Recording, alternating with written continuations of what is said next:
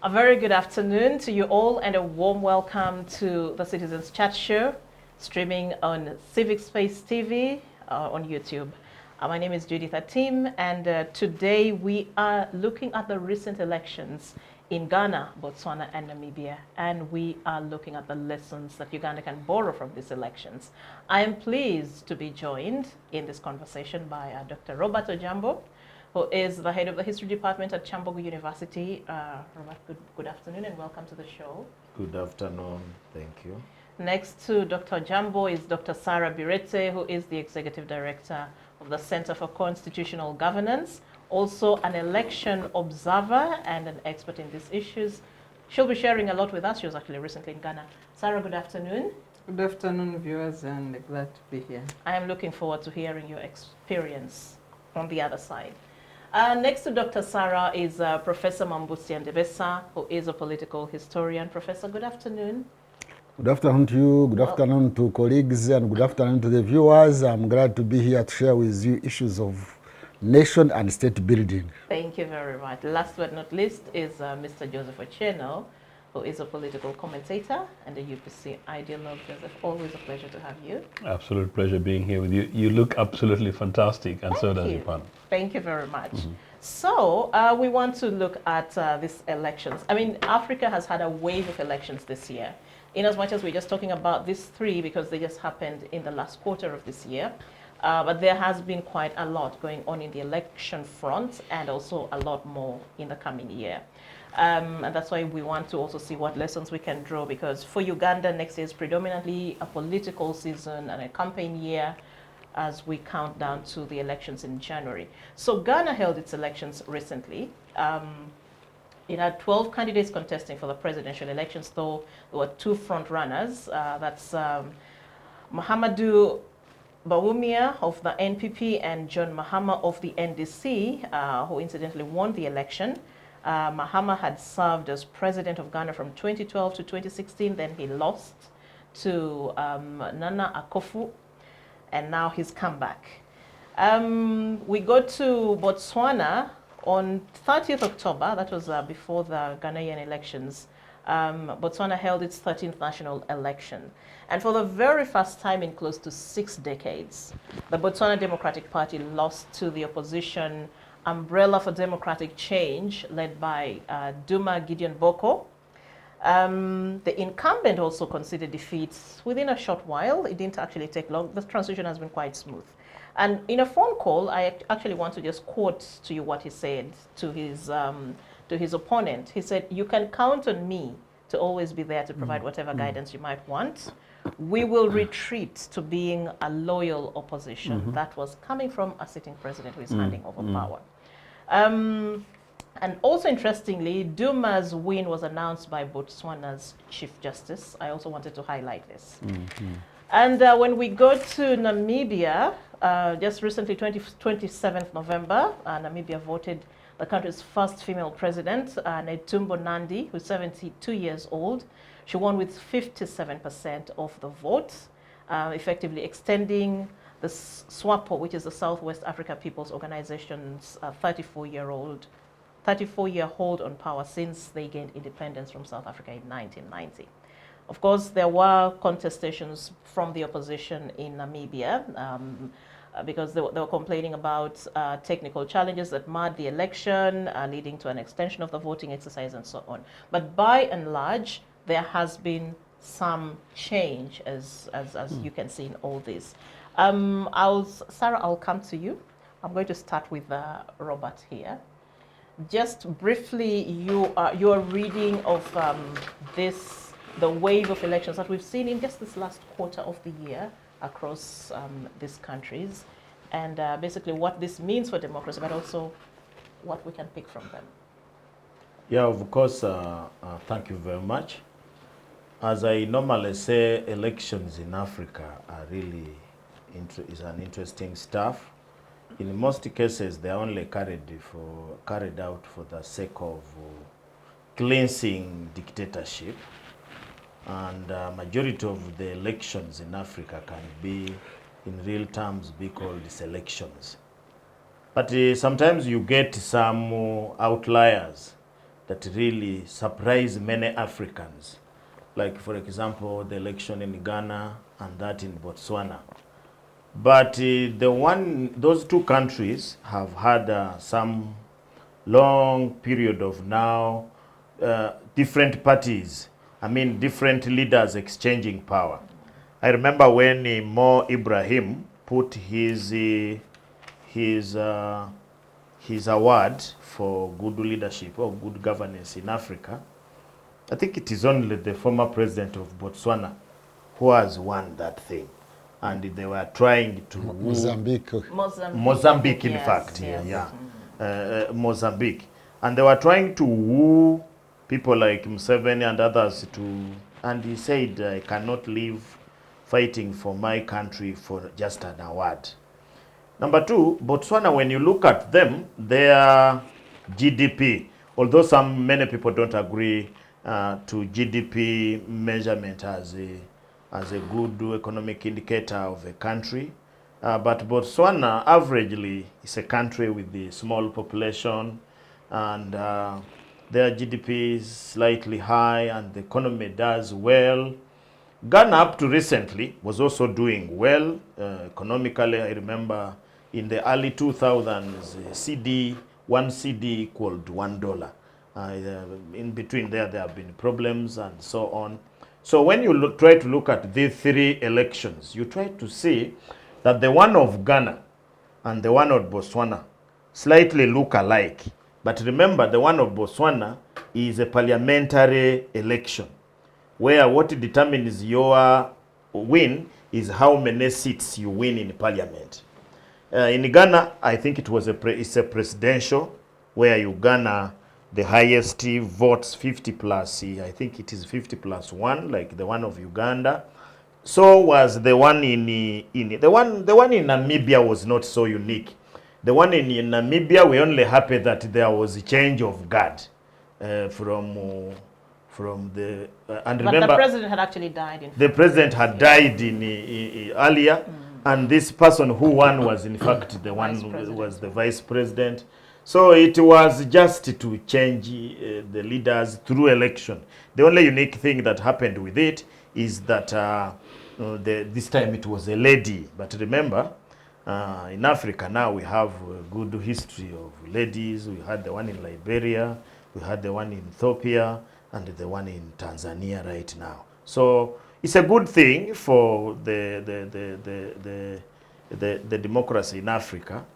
But now when you look at the real election per se, and I will concentrate so much on the one of Namibia. The one of Namibia remained an African type of election, where it was mad with rigging. In fact, the election had to be extended by a day, including a Saturday, which was not on schedule. And many people thought that it was that extension that gave the eventual winner 57%. It was one decimally by 57%. And for that matter, it is not unique. It's really African type of election, just like the one which took place in Rwanda, the one which took place before Rwanda, there was an election forgotten. But in Rwanda was unique, so much so that even the opposition are not allowed to campaign. This time they were not in jail. In most cases in Rwanda elections, in Rwanda and Uganda, normally the leading front runners spend a lot of time in prison or in courts. This time it was not, but they were really, even sometimes some people did not know what their names were.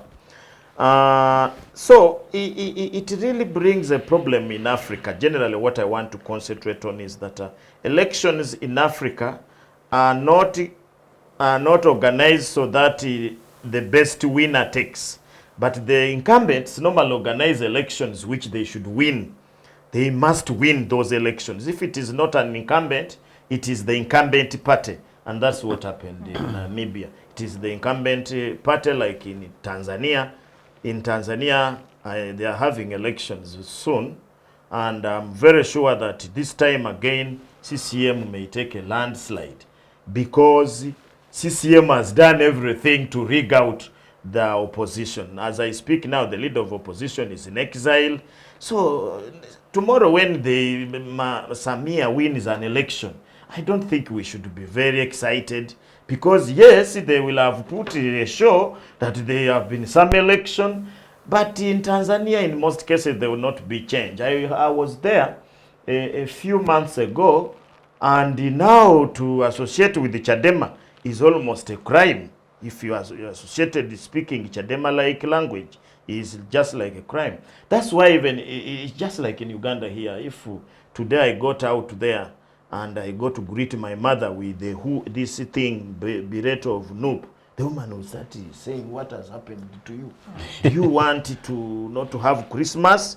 So for me, in some of these countries, elections are really a very disgusting thing. In fact, during election, it is a bother to us who want to do our work. That is the time when everything is disorderly. People are in jail for no reasons.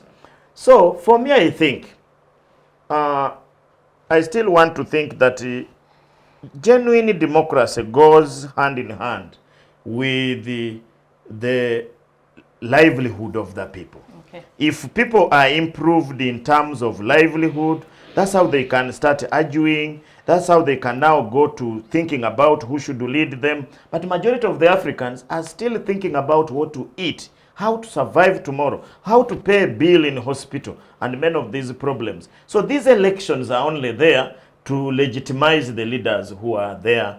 That is my general look at Thank you. Thank you. things. Thank you, Dr. Jambo. Dr. Sarah. Your take, just an overview, first of all, of these elections that have transpired. Globally, the 2024 year has been a year of elections, but also a year of significant political shifts, where most incumbents have lost power.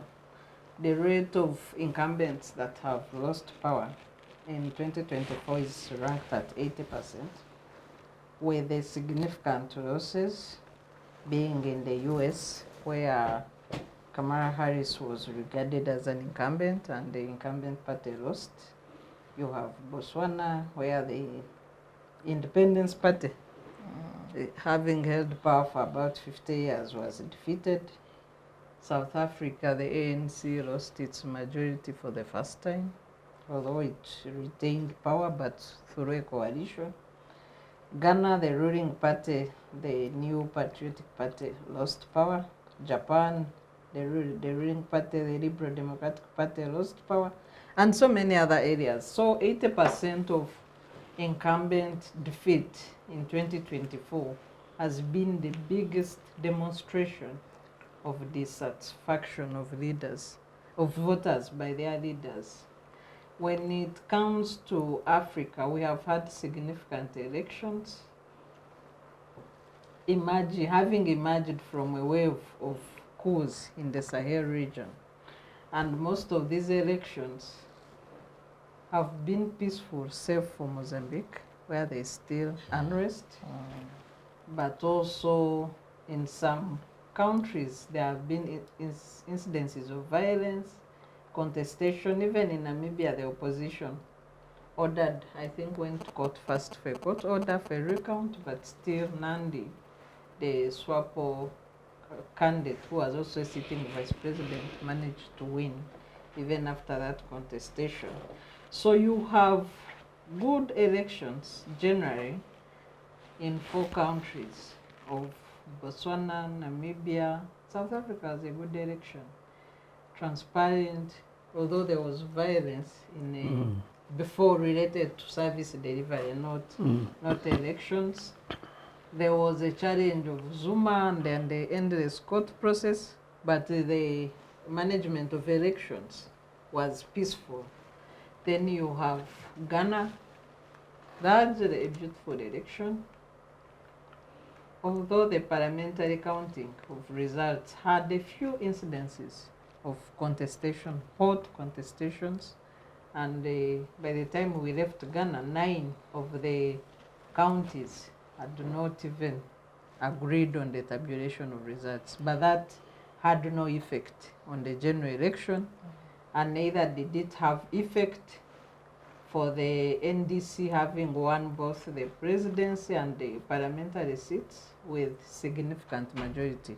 So it was inconsequential, although the contestations, the voters, and parliamentary candidates failing to concede defeat in those 9 counties. But largely, you need to see that Namibia and Botswana have been stable from independence. With a few challenges here and there, because they are not perfect countries, but stable political stability, free and fair elections, no shortchanging, the mandate and will of voters right away from independence. They seem to have gotten it right. I don't know any other country in Africa which has gotten it right from independence in terms of political democracy and organization and mobilization and how to resolve the contestations without rupturing the stability in the country. South Africa is yet to transit from ANC after apartheid. So we, as much as it has many good things going for it, we are yet to see that transition from the ANC as a dominant party in the post-apartheid era to greater democratic, engagement. When it comes to countries like Tanzania, which had the local government elections, very turbulent, very violent, yet on the face value, you have people imagining that Tanzania is a stable democracy. But when the people are choking on what is a CCM dictatorship within the country, and with a little focus by the international community, except for the days of Magufuli. So after Magufuli, the international community seemed to have, including international media, withdrawn and assumed that Tanzania is stable. When the people there that are not members of the Chama Cha Mapinduzi party are really choking on political mistreatment, violence, and other vices that come with bad governance. For me, as I conclude, I think the key issue that is cutting through is that governments that have failed to transit from dominant ruling parties, save for Botswana, are really suffering vices of bad governance. Interesting. Professor Ndebesa. Yes, just your quick thoughts or just an overview of these 3 countries. I know there've been a lot of, between September and now, so many countries have gone into elections, but we're zeroing in on these 3. Thank you, but before I zero on the 3, I think let me give some wider context in African politics, not only elections, but linking it to elections. I think there are 2 phenomenon that do not mix in Africa when it comes to democracy and elections. These are revolutionary parties or revolutionary governments and elections or liberal elections. The 2 do not mix. Where you hear somebody saying, I have a revolutionary government, labels himself self-labeling, revolutionary, when it comes to elections, don't expect much. I think revolution is a euphemism for militarism. And where you have got militarism in political competition, definitely you don't expect good results. So revolutionary, you see now, I think Namibia is a revolution, Mozambique is a revolution, Rwanda revolution, Uganda revolution, Eritrea revolution, and those which were there, the Libyas, whatever, although there was no election. So, and I think President Museveni one time put it better, I don't know how many people recollect that statement he made. Me, I remember it. He was even addressing, I think, a rally somewhere in Ruwero after the elections in Zimbabwe. That was a contestation between Robert Mugabe and Sanjirai. That election which was marred by irregularities and where even I think Sanjirai had won, but then the election was tipped around, and the president, that is our president Museveni, did say that, and I remember even the words he used. He said that assuming this chap, he used the word chap, this chap Sanjirai had won, would Mugabe have handed over power to him? It was a rhetoric question. He answered it himself. He did say that no, revolutionaries don't hand over power like that.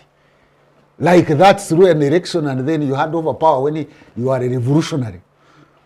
So I think there we have issues. So Ghana may have had that transition when I think Rawlings threw in his towel and said, because he was a revolutionary also. He first stood and won, and later he said, let me get out. So I think that transition from Rawlings helped Ghana to come back to the liberal democracy scale. Otherwise, if he had remained revolutionary, Ghana would have got stuck there. Now, when you see in Namibia, it is still the party which won, although some Nujoma at least gave way, but still SWAPO, the party, which is one which fought, is still there. It is still controlist, and there is an entitlement mentality. And so is Mozambique and Frelimo. Even in Tanzania, because the national struggle for independence and the Revolutionary Party, Chama cha Mapinduzi, still thinks that they have the entitlement because they are the ones who brought independence. So we have never had a transition there. Rwanda, you know, he was talking about that the opposition was not in prison this time. No, they were not. There was no opposition. The other ones who were in jail were opposition. These ones were not opposition. They were not. That's why they were not in prison. If they were opposition, they would have been in prison. So even here, I mean, at times some of these countries hold elections just to legitimize themselves in power. Not that they believe that elections is a process through which you can change government. No, it is not the case. With those revolutionary, I think there is, I didn't mention Eritrea also, or I mentioned it. Actually, even Ethiopia has failed transit. It is still stuck somewhere, although they have transited from individual to individual. Actually, one of them died. Another one who came into office, the revolutionaries made it impossible for him to govern. He threw in his towel. He actually resigned. This one who came in was also a revolutionary, but he banned the party. Imagine the party which had 99% in parliament. When he banned it, nobody mourned it. Can you imagine? A party so popular that it has 99% in parliament, and it is banned by this current President Ahmad, and nobody raised the finger except the Tigray and group which had made it impossible for Hiriman or somebody like that to govern. So, until we transit from these revolutionary parties and revolutionary leaders and governments, I think the two do not mix. The revolutionary parties self-defined, and liberal democracy, that is competition, free competition without the use of force. You will not, unless the leader in power decides to transit himself and go away, and then a new dispensation comes in.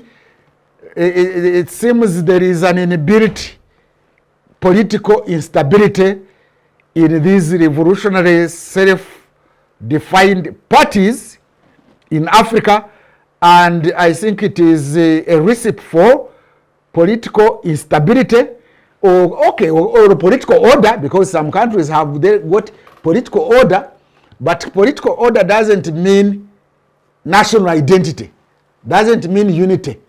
No, you can have coerced order, not voluntary order, where the different groups have voluntarily accepted to integrate and respect each other. But otherwise, the name revolution seems to be synonymous with not respecting diversity. And you know, these African post-colonial states are diverse because of the way they were made. Unless and until you have in power a leadership and a government and a party that is ready to respect diversity, you cannot have a smooth elections, these liberal elections. No, you will not have, because those people think that either them or none. And anybody else is a reactionary, some language they use that is used. Anybody else is reactionary, is entitled, is not entitled, and has no capacity to rule this country. So that is the general overview I wanted to give, because we were talking about comparing. Yeah, Uganda compares very well with Namibia because they are revolutionary parties. You see? Once you have revolutionary party, you wait for any of those revolutionary parties, whether it is in Mozambique, whether in Tanzania, whether in Rwanda, whether in Uganda, whether in Ethiopia, whether in Eritrea, as long as that attitude, you know, politics is about attitude. I think the professor here knows, is it a Rivera or somebody like that? He wrote a book in 1963, and he points out that actually for you to have liberal democracy function, you must have the requisite attitudes. And one of the attitudes is respect for the divergent views. But when these self-defined revolutionaries are talking, they don't respect divergent views, and therefore they don't respect diversity. Interesting. Joseph, just your quick thoughts. I know you were quite, the past couple of weeks, whenever we talk about these examples of Namibia and so on, you were actually quite happy that for the very first time Namibia has a female head. But of course, there are all these other undertones of, you know, the election not being... Don't forget, she's a revolutionary. Not living up to the expectations that any liberal democratic admirer would actually want to see. Yes, just to say though that on the basis of the definitions granted by Professor here, I do not consider NRA a revolutionary political organization, and I've always rejected it. And time will tell when Museveni goes and we're able to have a critical view of the history of NRA, NRM, its character and characteristics, and scholars, including founding members of the NRA, starting with Fronasa, who go ahead and argue that Museveni's attempt to visit Luweero was, on the one hand, seeking to think that he wanted to bring to Uganda a Cuban-style revolution, but on the other, Museveni and Kagame had their own strategic grievances and interests, that they wanted to build a Tutsi-Hima, a hegemonic agenda, and so basically to latch onto the dogmatic thoughts around socialism. It's not surprising that Museveni has been a contradiction from Tanzania to Uganda to the formation of UPM to, not surprisingly, simply saying that with Gaddafi the revolutionaries don't die. If you then pick Museveni from that perspective and then you put in Paul Kagame, except that Kagame went in to dismantle a particular arrangement in Rwanda, you could argue actually that Kagame's, from a historical perspective, is possibly a revolution because his was a counter-revolution, meaning a group of guys that go and to dismantle a 1959 revolution and replace it with a new order. That is revolutionary. I will not go then to the other two friends of theirs, basically what happened in Ethiopia and then also in Eritrea. Then if you pick NRA and link it to SWAPO, the example basically confirms what I said, that the two of them are not the same. SWAPO is a revolutionary political party. It was a revolutionary political organization. Indeed, was revolutionary what they went for. You can link SWAPO, you can link African National Congress and all the other political parties and organizations that fought against apartheid. You can then successfully link that to Angola and Mozambique, and then bring something in common with Angola and particularly Mozambique. But through you, moderator, could you give us some elements of revolutionary parties, those elements that define a revolutionary party, so that we see whether those are revolutionary and the NRM is not? I think you interrupted me too early, considering that you had your time in a very long way. Because I was actually saying that, well, so if you look at what the arguments for the likes of the Samora Machels, the characteristics and characters and what they fought for and how they stood for, the commonality between, I've moved from Namibia, the commonality between Machel and Museveni at the time was that Museveni did not, and that's why I agree with Ndebesa here, that did not believe in pluralism. So these guys actually don't necessarily believe in this thing called Western-style comparative multi-party politics.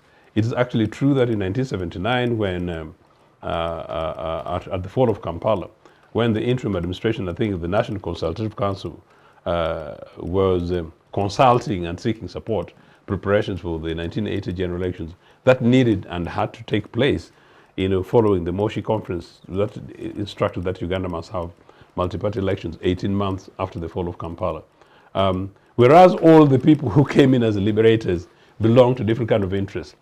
The revolutionary element, as would be defined by Professor Ndebesa, is Museveni, who did not really believe in elections. But for him, instead of simply saying, we are revolutionary, we don't believe in elections, because there were a group of people, Museveni had to simply argue that, look, Uganda is not ripe for elections. Meaning he was preparing grounds for their Luwero-style launch, whether they were this time going to go to Luwero, but I think they already had an idea where they wanted to go. So possibly not surprising as far as Uganda is concerned, that if you see how Museveni had to be pushed for a return to multipartyism, how NRM-O has become now a permanent feature, how and when it's only convenient that you have a conversation about whether or not to hand over power. The references that Ndebesa refers, that Museveni said that no, revolutionaries don't hand over power. And of course, when their friend Gaddafi says that, look, revolutionaries don't die, of course they don't transit, whatever kind of stuff. There is a mixture of confusion, and I'm saying this before then going to the wider focus on the other political parties and countries where we talk about elections. Look, regardless, and I don't know whether we can confine ourselves to that, but I'm quite happy to come back to that. I just want to say this, that while we're looking at Botswana, and we're looking at Namibia, and we're looking at Ghana, we're also, in passing, looking at South Africa, which has a governing revolutionary political party, but which has managed to successfully go through a pluralist process, and they're balancing themselves whether or not we may like where they are at. But then behind that is a country like Namibia, rather Mozambique. Only the day before yesterday, I was doing some work with South African media houses on the question of what may happen in Mozambique, that up to possibly next week, there is still this possibility that the Namibian opposition that believes that election had been rigged is threatening that if the election results in Mozambique is confirmed, that they may be going to the streets. Now, amazingly, I would ask myself, why is the Namibian Mozambican opposition so solidly convinced that they won the elections. It's possible they did, with their figures of theirs about 25% or thereabout. But how is it that they're so solidly wrapped up with confidence and authority that they're prepared to say that they'll go down the streets, and what lessons say for Ugandans? Amazingly, I was challenging and a number of my colleagues and friends with whom we're having a conversation, and predominantly Southern Africans, who simply said that, look, isn't it a shame that after 2 months, Mozambique is a stalemate? Apparently what has happened within the last 1 week is that the US took revolutionary parties and their contradictions. A revolutionary political party, by definition, I couldn't imagine how a Cuban-backed political organization, the founding leaders of Namibia and founding leaders of Angola and founding leaders of Mozambique, I'm not sure how happy and comfortable they would be that while there is a discussion, there's a stalemate about election outcomes in Mozambique, that the British military and British intelligence is reported to be within the boundaries of Mozambique.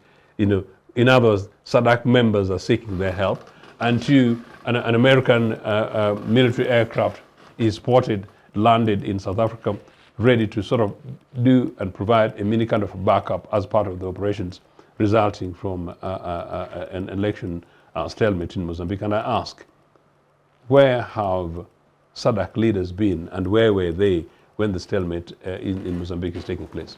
Some of these things are institutional, and that's why a country like South Africa, maybe for the first time, you might want to say that, look, the Mandelas may have been possibly lucky that they took over a country which was reasonably sufficiently developed, notwithstanding the obnoxious appetite that they actually did have. And that partly because they also came in, and credit then to Mandela and his group of leaders in South Africa. They came in to say, look, yes, we've brought about the changes, but these changes are not about us. We are basically transitionists. So they will govern, and in Mandela's case, offers to govern and to lead only for 1 term and not to move on, rather not to hang on like many of these other leaders who then come in and stick to power without necessarily wanting to do what? Wanting to let go, whether individually or for their parties. Now, Namibia, whatever it may be say about SWAPO, SWAPO is a UPC sister political party, and I know them both from history, and I know and I understand with the likes of the founding president Sam Nujoma, who were basically partners, close allies, and close colleagues with us, notwithstanding some of the differences from the experiences we've had. Now, you realize that the new SWAPO president won more votes in terms of support, percentage support, than SWAPO, the political party, won. One, so therefore, is the question you're raising to me, that actually Namibians were genuinely excited that she was a new face, a new leader. But number 2, one of the reasons actually why she saved SWAPO, because I think if they had picked somebody else, the stories about corruption, the stories about impunity, and the stories about this longevity in power, the fact that they've already been there for 30 years means that people are beginning to say that, hang on a second, I think we want change. She managed to check the madness that was nearly sinking South Africa with Jacob Zuma.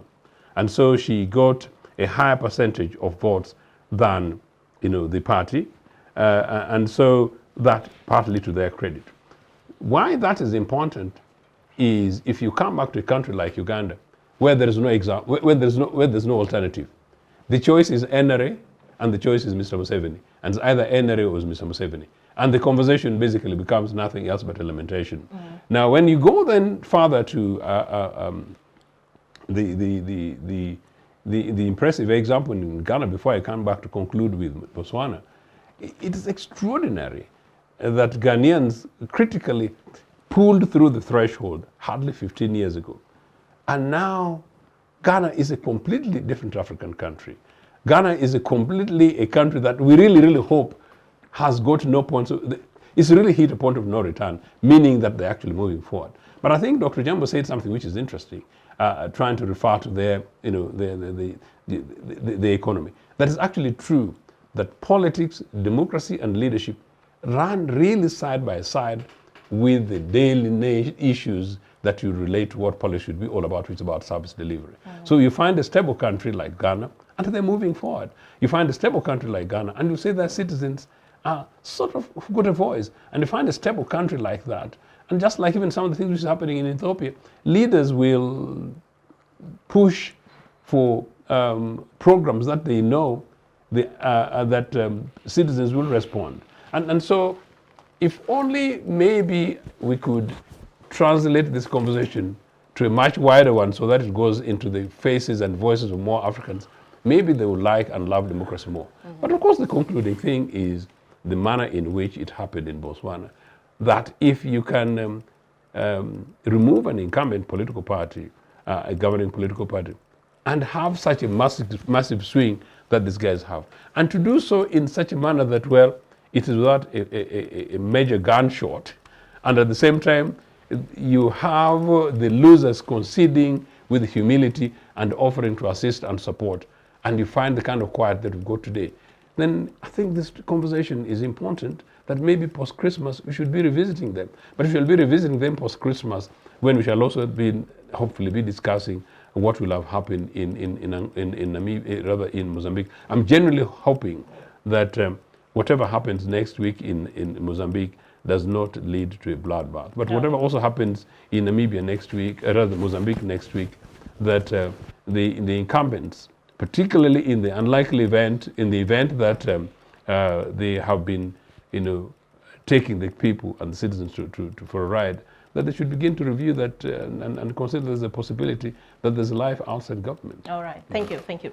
But generally, when you look at the issues that shaped these elections, they were quite similar, and similar to the very issues that citizens in Uganda actually agitate against or advocate for. Economic conditions, unemployment, livelihoods.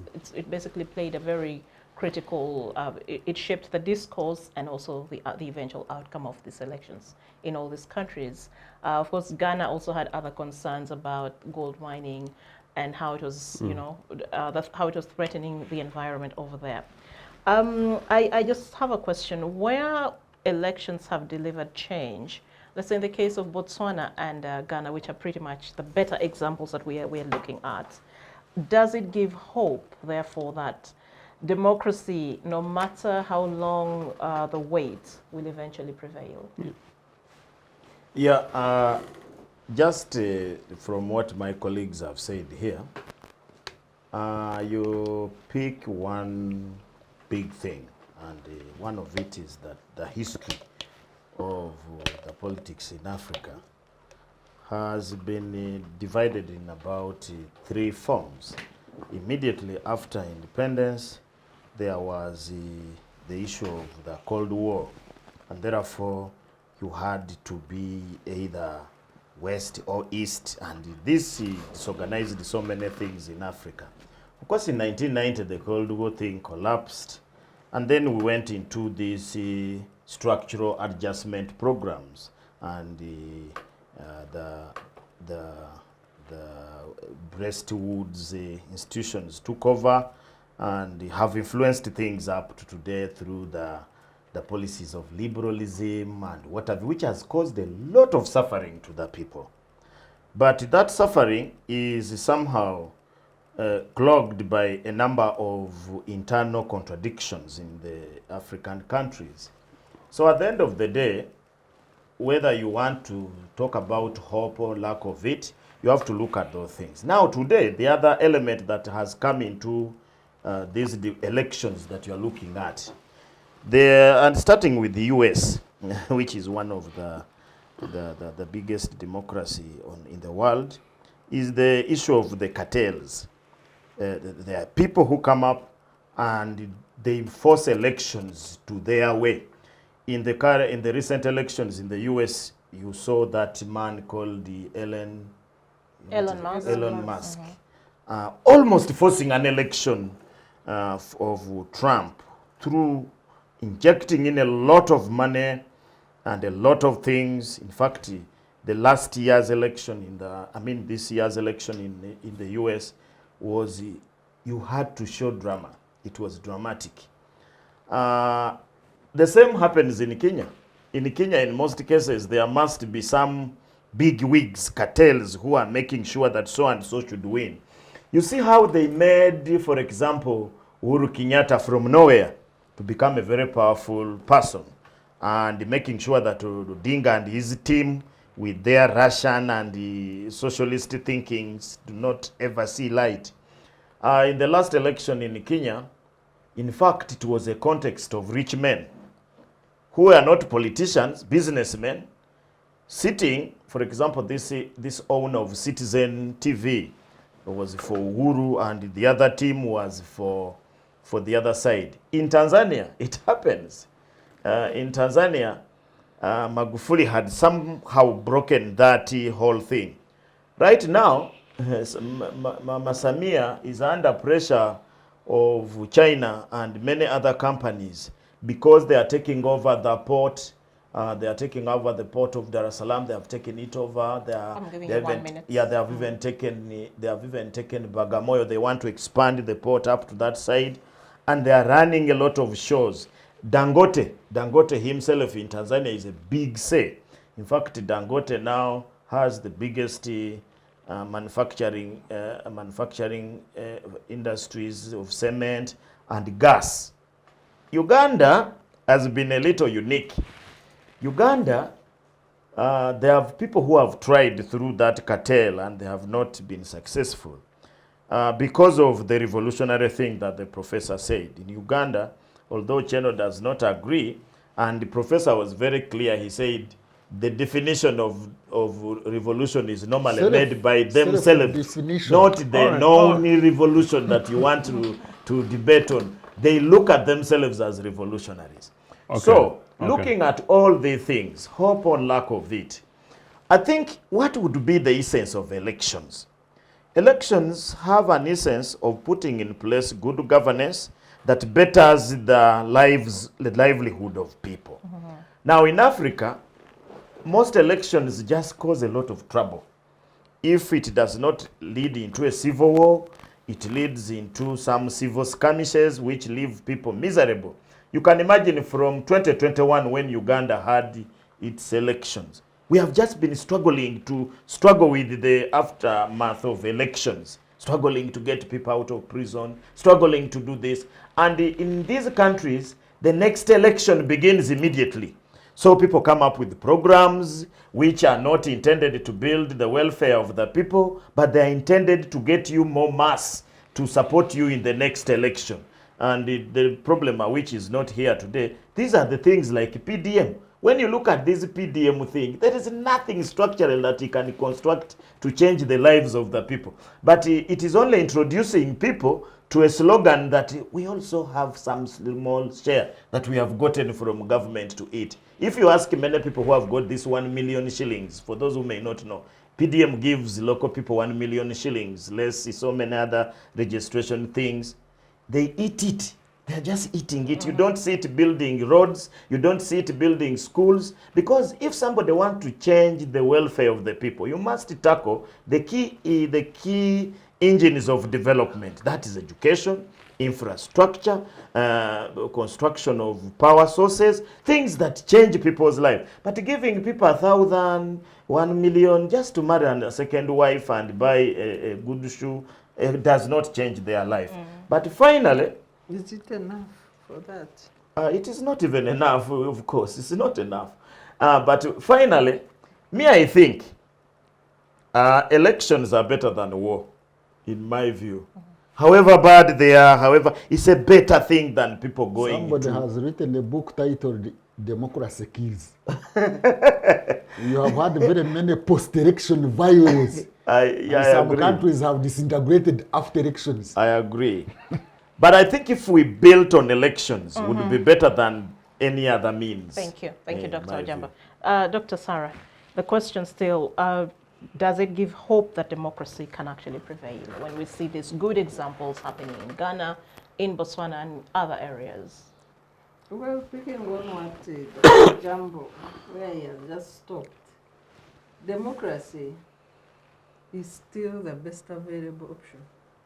It's not perfect. It's still the best available option on how countries can govern themselves.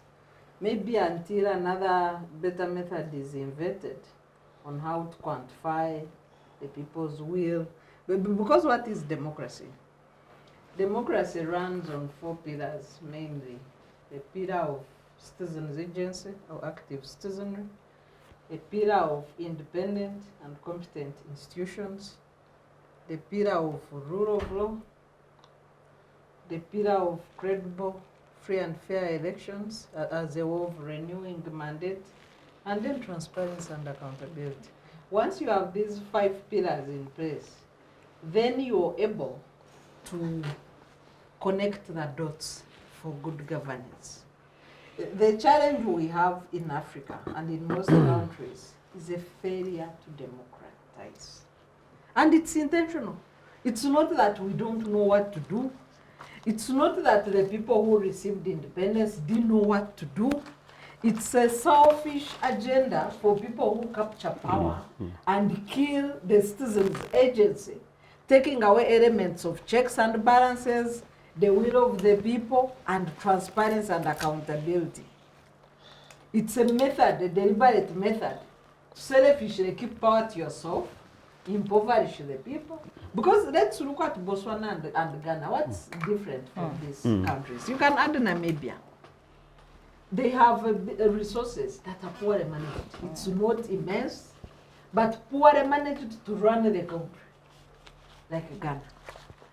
Like Botswana, sorry. Yeah. So when you go to Ghana, Ghana invested, and I want to pick up from what Professor Alia said, and just repeat it for purposes of emphasis. Ghana shares a bit of a turbulent history with many African countries, including Uganda. The founding president, Kwame Nkrumah, was overthrown twice. First coup is in Namibia, in Zimbabwe, Then second coup, he stays in the country, and I think he didn't come back to power. But when you look at and I've had these deep conversations with the leaders in Ghana, the period I was there, the challenge with Nkrumah was that he wanted to impose his vision, which was a greater vision for Africa.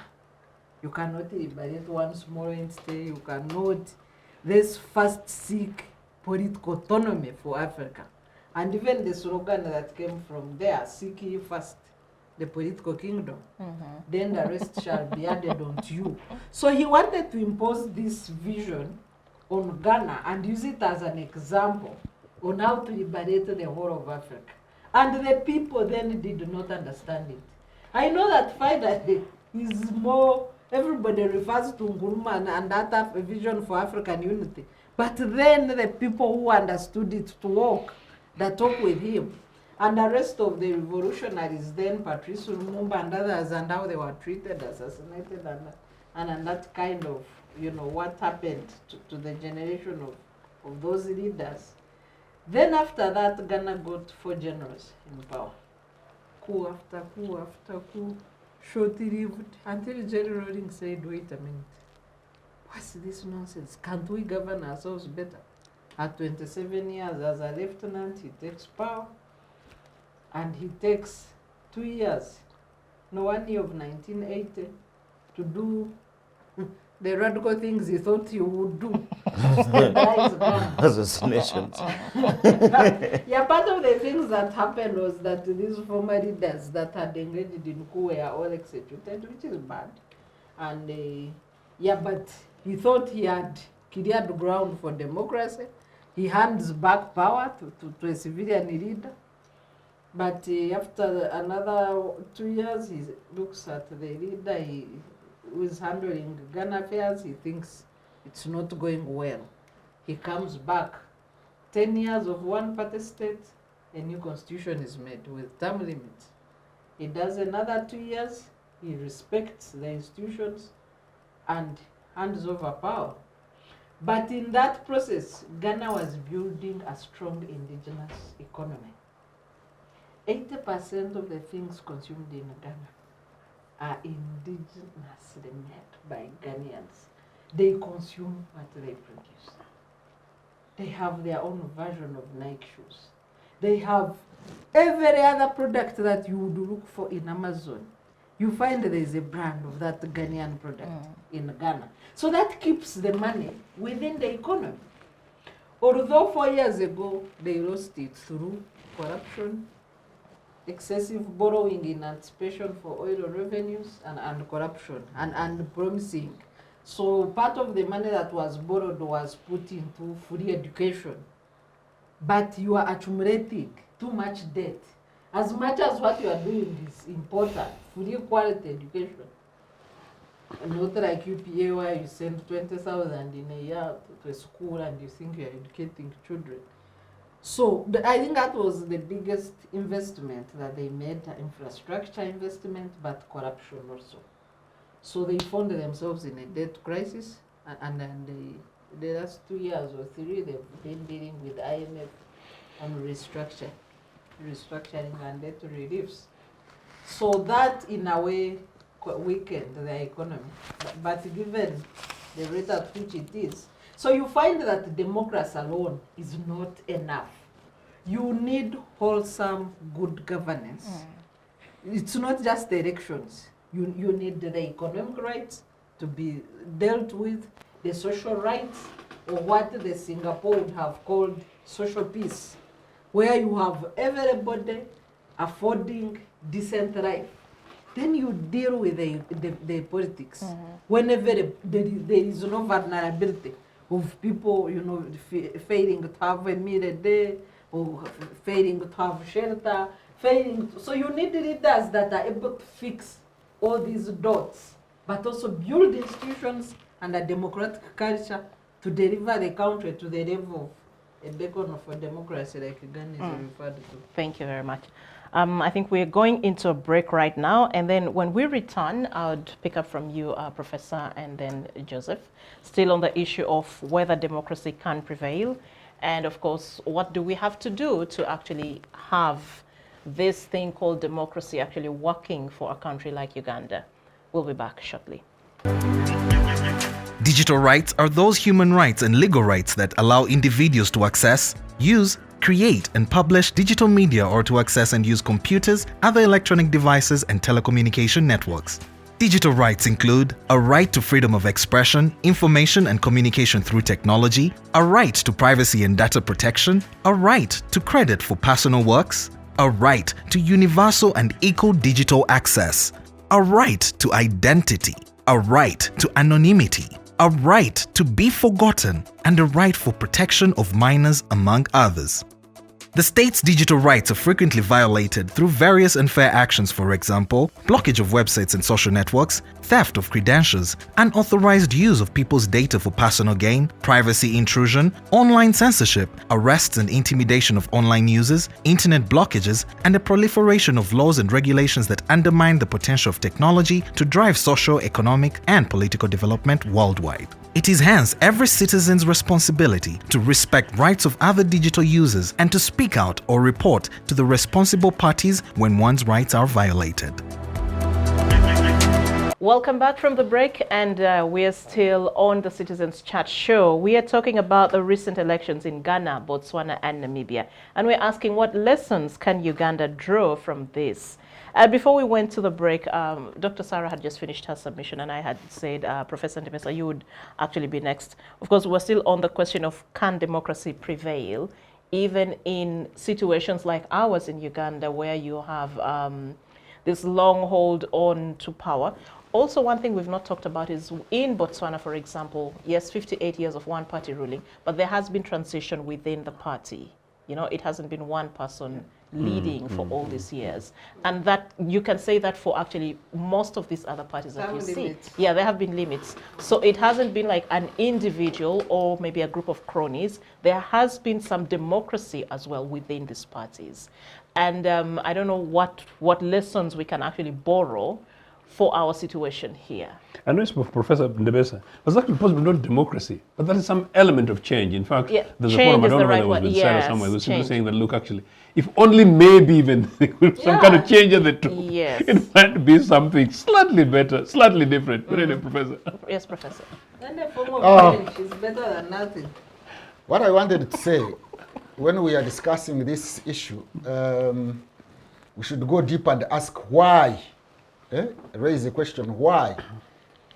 Why is democracy not taking root let's answer the question why, more than narrating, giving examples of how it is not practiced, and go to why. And earlier on, I gave you the example why. I will continue. But before I continue even, I think your question needs also to be reframed. To look for which democracy are we talking about?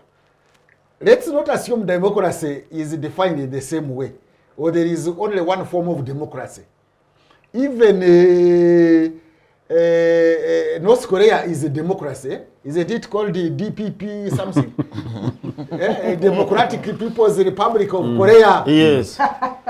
They organize election. Any country that has the word democratic.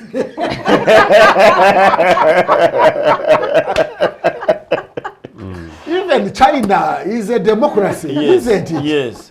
Democratic Republic of China. Yes, Democratic Republic of China. Even Cuba, even Cambodia, Republic of Congo.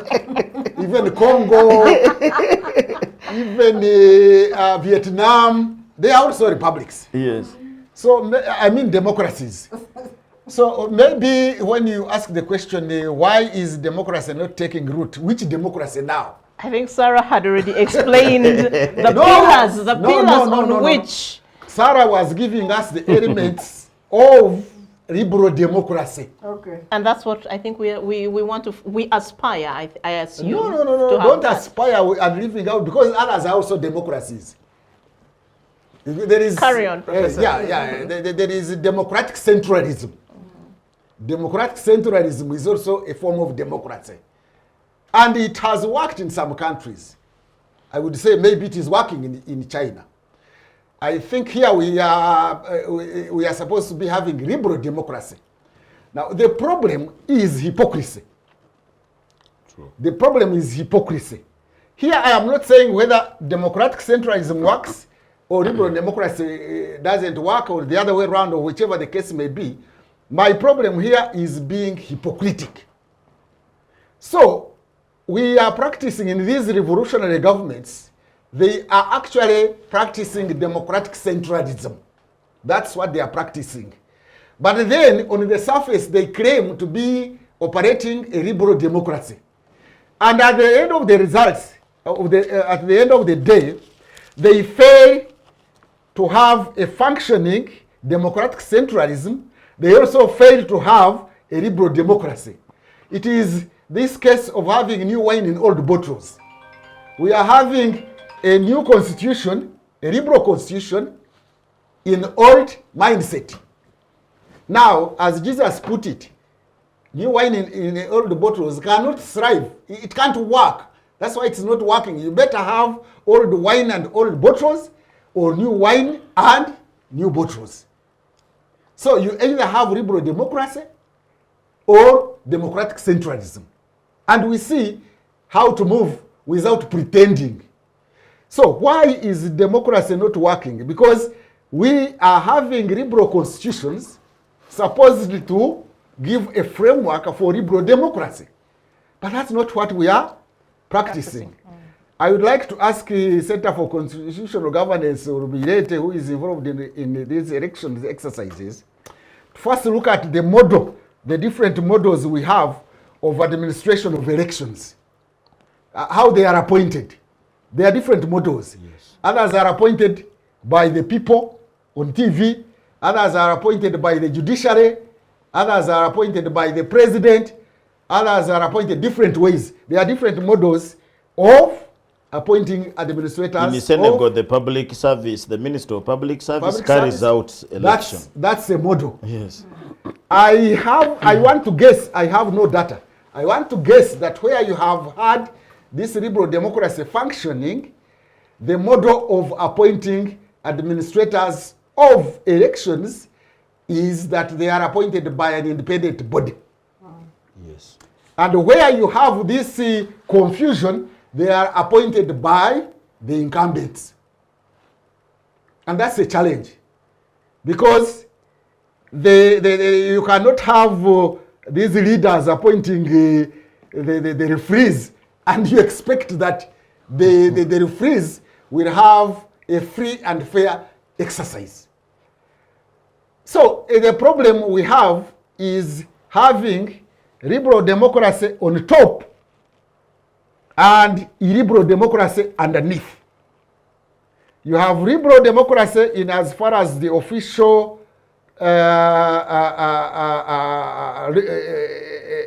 legal framework is concerned, constitutional framework is concerned, when underneath, in terms of practice, it is completely a different thing. So, those who have self-defined themselves as revolutionaries have not actually accepted liberal democracy both on top and underneath.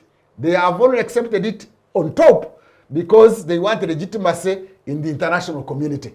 And even maybe some citizens to believe that there is liberal democracy because we are living in this era of post-Berlin Wall, and therefore if you openly say, like China does, that ours is not liberal democracy, you'll have a lot of forces against you. So, for purposes of kugumaza, for purposes of just keep, you know, like when you are peeling matoke and the child continues disturbing you, you can give them this, omukankani is what this fruit, the fruit of matoke.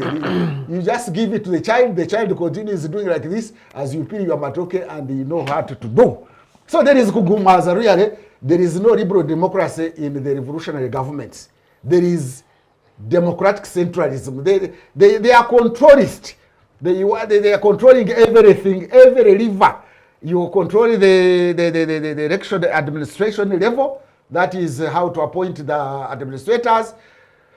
The judges, you know, the judges matter. The judges are appointed by you. They are kind of for you, and they are doing everything for you. And you expect that you have a smooth exercise. The military now, militarism, the policing of elections. You know, recently President Museveni, I think somehow you don't listen to him.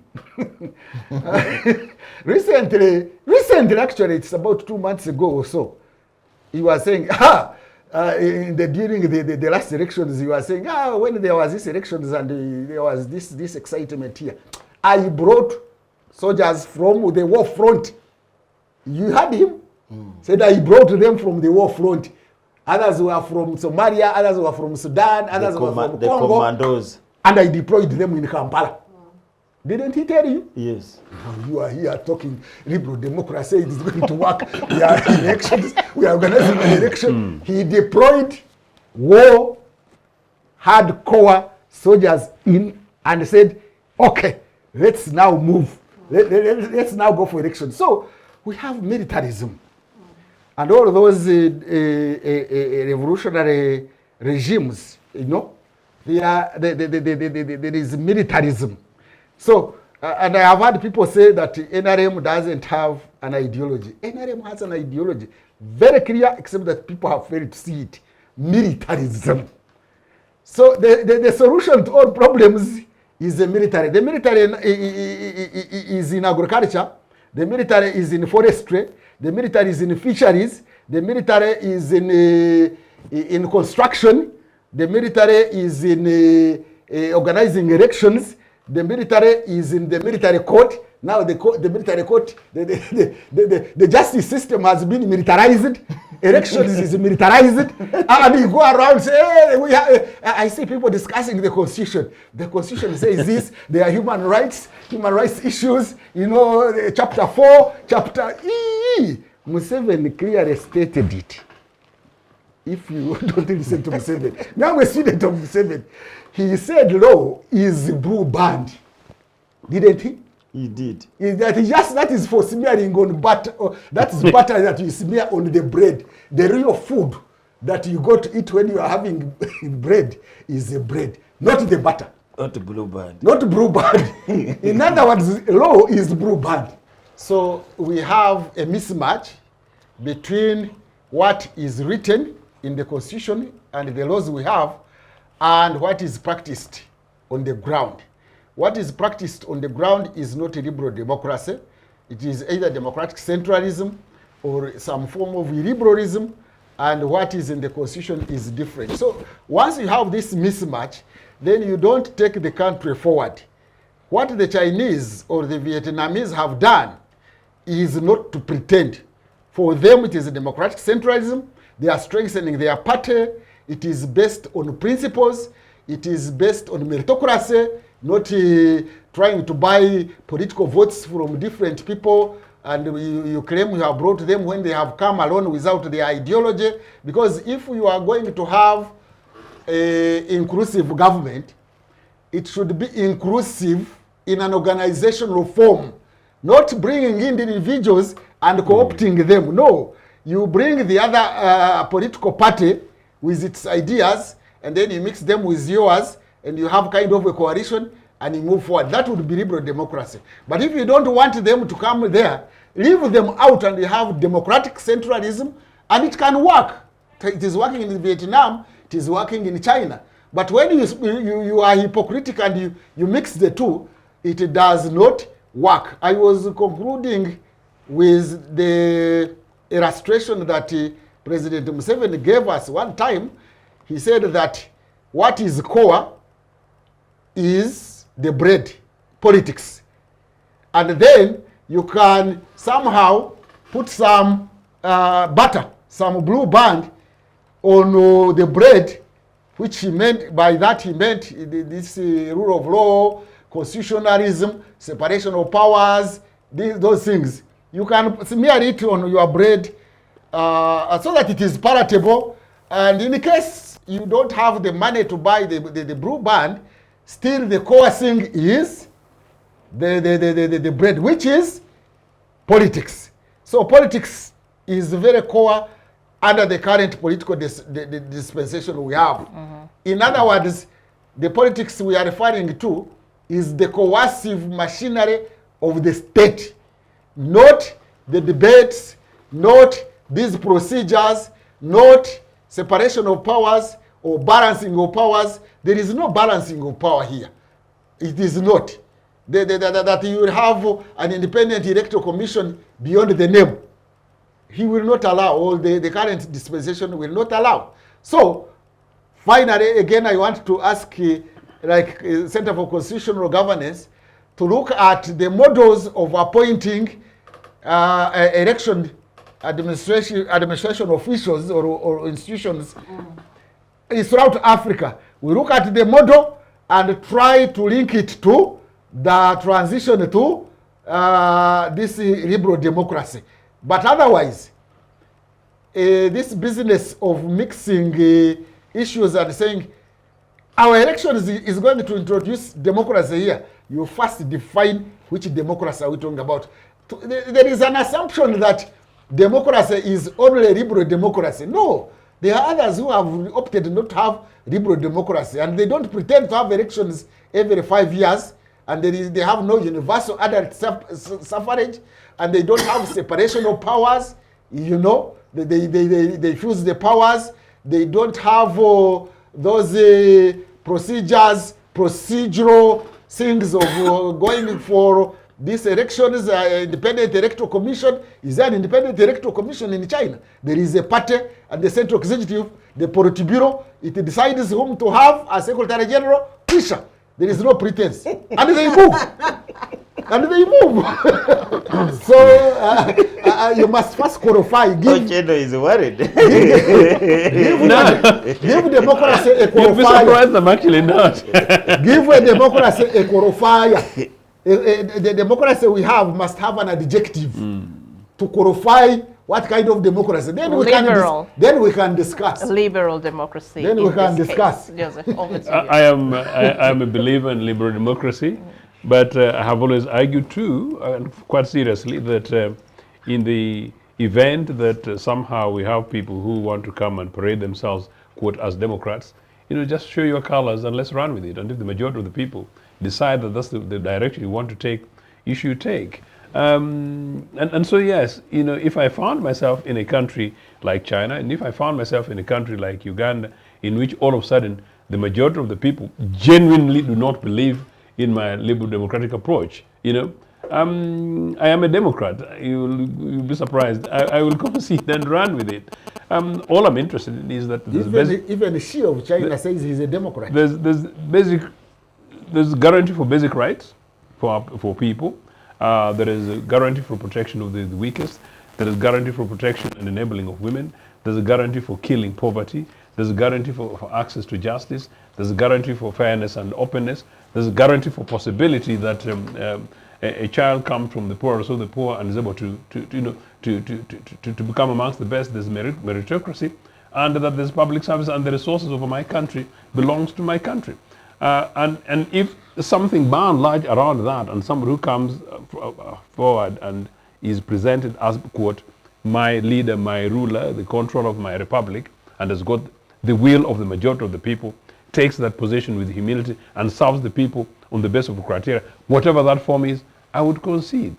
But that said, it's not what we have in Uganda. But I was just thinking very quickly that I was watching a small clip of President Mugabe. Apparently, although I was quite around the time when he was deposed, I hadn't watched a particular clip in which he was talking to ITN, a journalist, about his overthrow.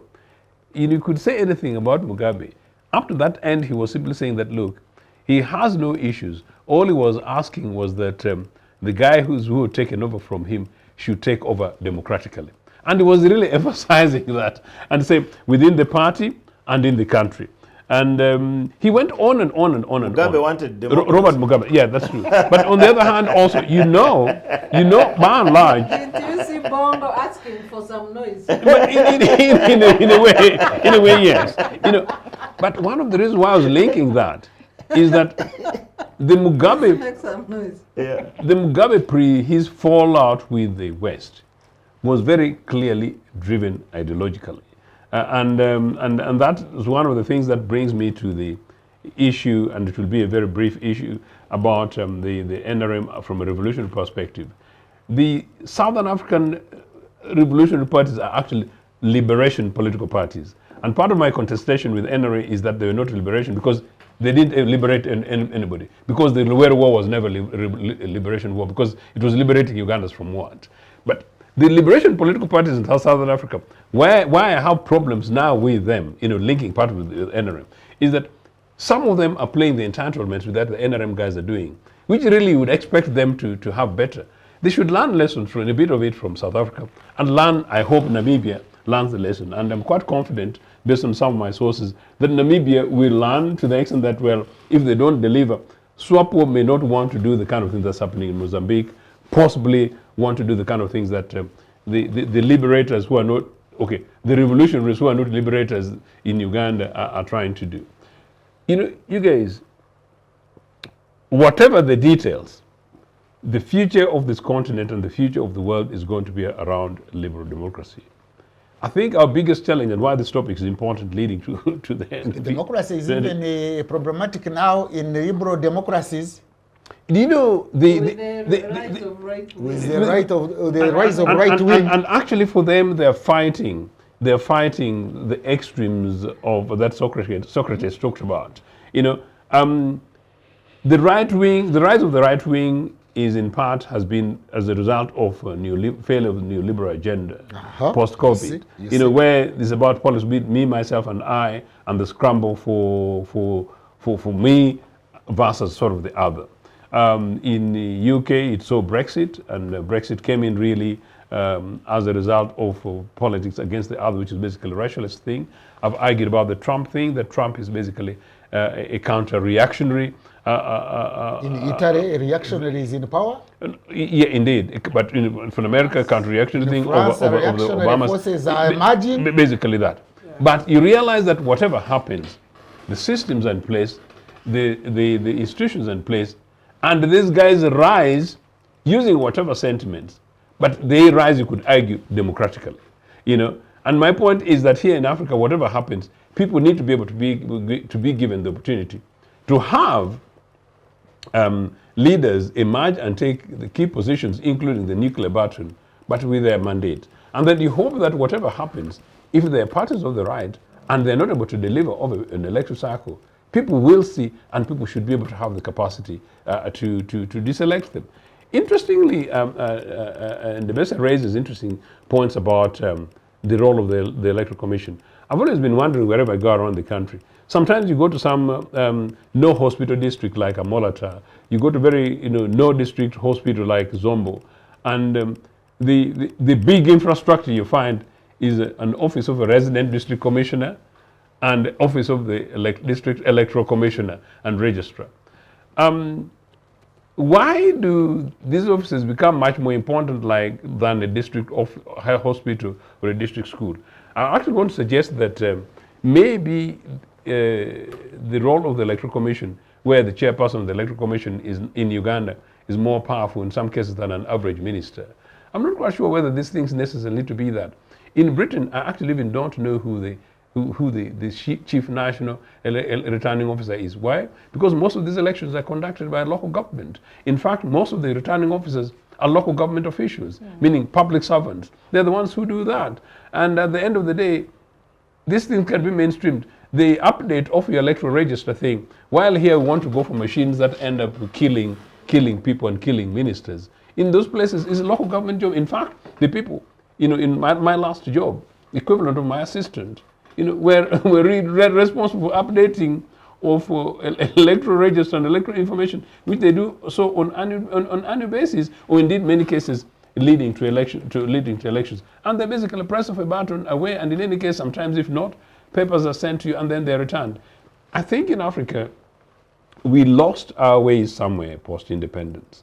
Now, while some of these things we blame on the immediate post-independence leaders, Judith, many of them were really because of the then Cold War battle that was on, and then followed by the battle by particularly the Western powers and Western forces, the imperialist forces and powers that didn't want to let go of this continent. And those forces and powers are there, and that's why I'm continuing to say that, look, surprisingly, you right now, there are issues in Mozambique which, was predominantly liberated by the ideological East.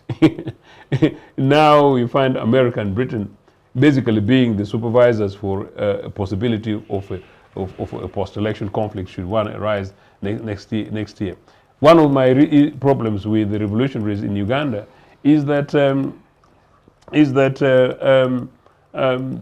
revolutionary parties tend to be predominantly left-leaning. But if you find whatever's happening by the guys who call themselves revolutionary in Uganda, they're basically effective sellouts and people who are selling everything African, everything Ugandan, one to themselves and to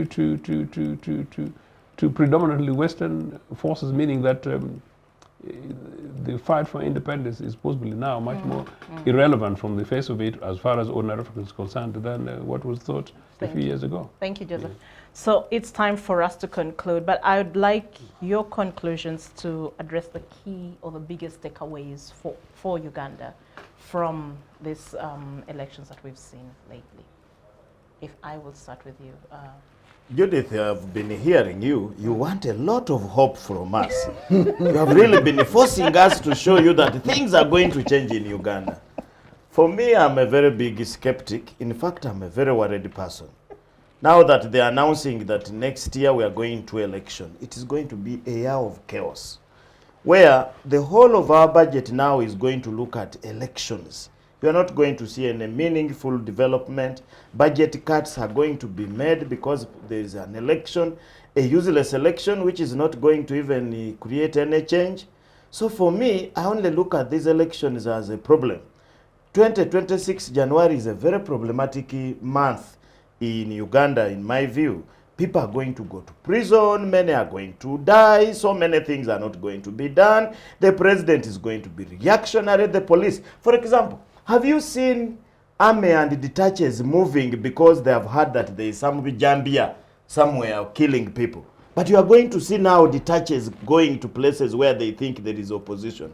For example, universities right now in Uganda have become permanent detachers.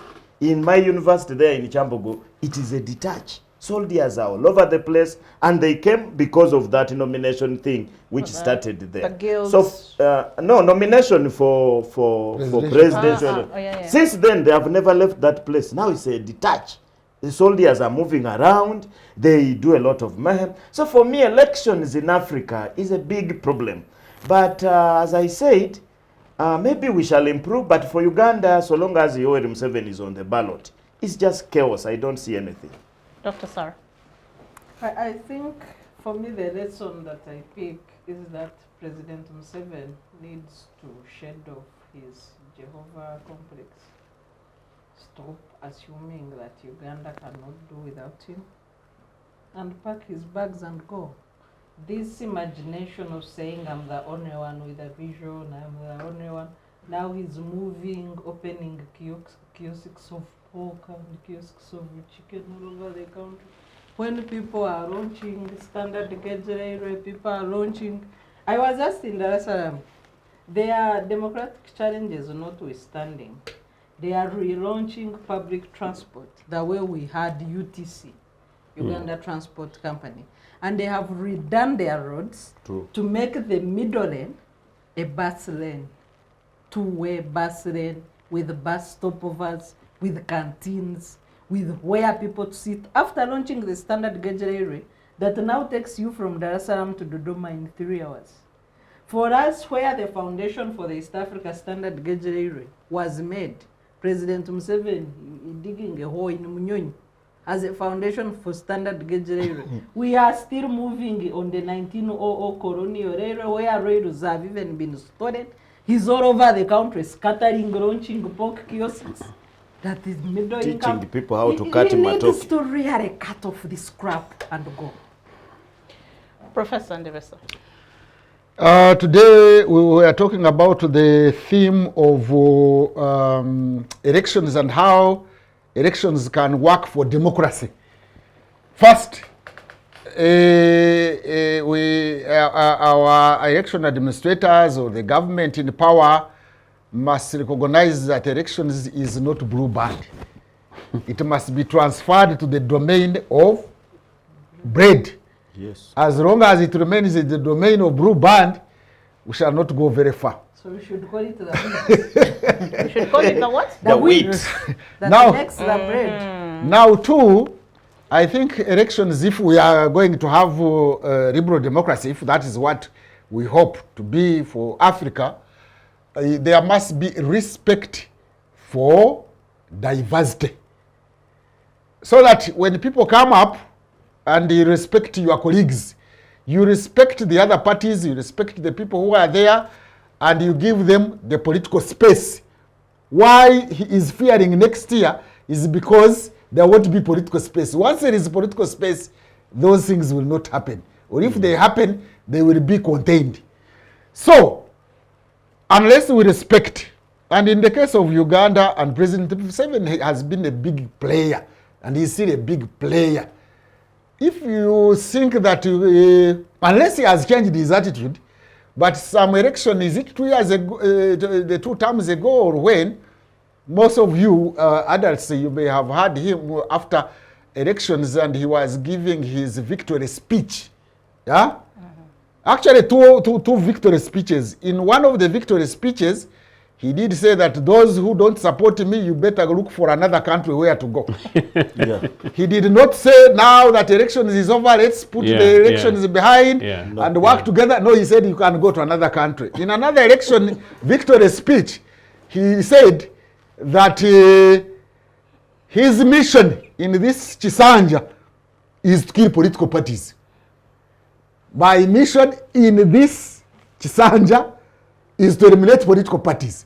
Now, you in electoral democracy or in democracies, in liberal democracies, you expect that when there are no elections, after elections, you expect the opposition political parties to come and work with the official, the winner, and be a royal opposition, but they were put on notice. The opposition political parties were put on notice that my mission now, after I have won elections, is to eliminate you.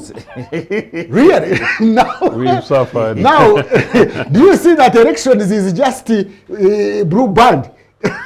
Otherwise, if it is not blue band, it was butter. After elections, in your victory speech, you say, let's put the competition behind for the next 4 years or so. Let's work together to build the nation, to build democracy, to go ahead, to forge ahead. But They were put on notice, red flag. Mine now is to get rid of you. Ah. Thank you, Professor. Is this elections really for democracy or it is just bad? Thank you. But I wanted to say this one to the viewers, that I wish you a Merry Christmas and a democratic 2025. Thank you. Thank you very much. Joseph, over to you. Judith, Ghana had Kwame Nkrumah, who provided leadership and independence, built a foundation for that country, notwithstanding whatever views and opinions we might have about him. Somehow, Jerry Rawlings, with whom I didn't agree particularly with his methods, because up to that time I was fundamentally opposed to militarism. Some of the foundations that he built, he got resolved that he wanted to see Ghana move towards a possibility of the kind of things happening in Ghana today, as Sarah referred. In South Africa, it was not Mandela, but Mandela and many of his colleagues. I met a number of colleagues of Mandela, and some of whom are still alive. And these guys, whatever they did, they tried their level best to actually push for a South Africa that would be an example for the rest of the continent. So, whereas they nearly lost it with Zuma and the state capture, we hope that particularly post-Ramaphosa South Africa, and particularly with the shock that the ANC faced in the recent elections, they'll wake up and with a robust opposition that they have right now, that they will be able to continue as a possible liberal democracy and therefore an example on the continent. Whatever's happened in Botswana, the founding parents, you read the history, how they did, notwithstanding the fact that one party dominated all this time. You go through it, and including the likes of President Mugabe, who in the meantime, the last by two presidents whom I actually met. You talk to these guys and you see that they are powerful, but they are modest. But they are powerful, but intellectually deep, but they have a vision for their countries, and they have an idea about Africa. Then you see whatever's happening in Namibia. As I said, Sam Nujoma, founding president, he had his own shortcomings, but apparently these guys were very clearly visionary and they're quite resolved. Their countries were lucky that their founding parents continued to influence whatever was happening in a manner in which we are where we are today. I just want to hope that countries like Mozambique, countries like Angola, can really review introspectively, internally, and then be able to provide us with the kind of Africa that we need. I think it's possible for us to do it, but where we are at the moment, my worry is that if we don't do it, I detest the idea that there's a possibility that my children and children's children will be seeing a new colonized Africa economically and with the voluntary offer of our ruling estates that are giving Africa to India, Africa to possibly Turkey, Africa definitely to China, and Africa to the rest of the West. And I think that is not what we fought for our independence. What is your message to the viewers for Christmas and New Year? That may they...